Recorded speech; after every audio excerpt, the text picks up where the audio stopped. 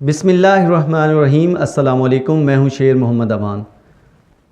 میں کس کے ہاتھ پہ اپنا لہو تلاش کروں، تمام شہر نے پہنے ہیں دستانے۔ ایک اور بنت ہوا درندگی کی نظر ہو گئی، اور اس سے بڑی افسوسناک بات یہ کہ 5 دن تک FIR نہیں کٹی۔ 10 سے 12 سال کی بچی کی رپورٹ درج کروانے جب اس کے پیرنٹس تھانے میں گئے تو انہوں نے کہا کہ وہ خود ہی کہیں بھاگ گئی ہوگی، اس لیے انہوں نے FIR نہیں کاٹی۔ اب جب وہ درندگی کی نظر بن گئی، اتنا بڑا حادثہ ہو گیا، ہمارے منہ پہ کالک لگ گئی، تو اب اس کا جواب دے کون ہے؟ کون پوچھے گا کہ اس طرح کے واقعات دوبارہ نہ ہو سکیں؟ زینب کا واقعہ ہمارے سامنے ہے، اس سے کچھ دن بعد خیبر میں یہی واقعہ ہوا، کراچی میں اس طرح کے واقعات ہوئے۔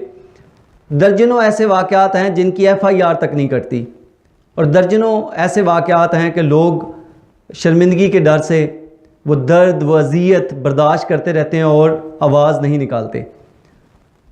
زینب کی مرتبہ پورا شہر امڑ آیا، احتجاج ہوئے، پورا ملک اشکبار تھا، لیکن کیا ہوا؟ اگر ہم اس طرح کے واقعات پہ جو ان کے محرکات ہیں، جو درندے ہیں، ان کو اگر عبرت کا نشان بنا دیں، ایک بار صرف انہیں عبرت کا نشان بنا دیں، دوبارہ ایسا واقعہ نہیں ہوگا۔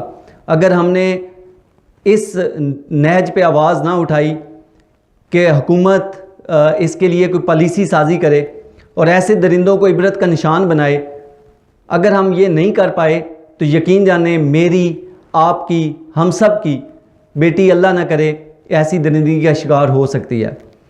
اور چونکہ ہم دوسرے کے درد کو اپنا درد نہیں سمجھتے، only the where nose where the show punches, جس تن لاگے سو تن جانے۔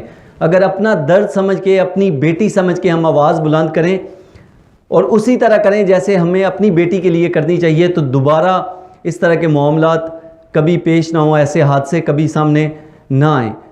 اور اس سے بڑی بات یہ ہے کہ اس طرح کے واقعات صرف اس وجہ سے بھی ہو جاتے ہیں کہ جب بھی کہیں معاملہ ہوتا ہے ہم اسے ایک سیاسی منظرنامے میں تبدیل کر دیتے ہیں، ہم اسے سیاسی ایشو بنا لیتے ہیں۔ اگر حکومت نون لیگ کی ہے تو ہم نون لیگ پہ تنقید کریں گے صرف سیاسی مقاصد کے لیے، PTI کی حکومت ہے تو اس پہ تنقید کریں گے، حالانکہ جو بھی حاکم ہو، وہ نون لیگ، PP یا PTI، جس کا بھی حاکم ہے، وہ ذمہ دار ہے کہ اس کے دور حکومت میں اس طرح کے واقعات سرزد نہ ہوں۔ اور یہ واقعہ تو آپ کے پاؤں میں ہوا ہے، آپ کی دہلیز پہ ہوا ہے، دارالخلافہ میں ہوا ہے۔ آپ دیکھیں کہ پوری دنیا میں ہمارا کیا تاثر کیا۔ اور اس سے ہٹ کے وہ جو بیٹی درندگی کا نشانہ بن گئی، اس کے والدین پوری عمر اسی اذیت، اسی عذاب میں کڑ کر کے مر جائیں گے کہ ہماری بیٹی کے ساتھ کیا سلوک ہوا۔ FIR تک درج نہیں ہوئی، درندے ابھی آزاد گھوم رہے ہیں۔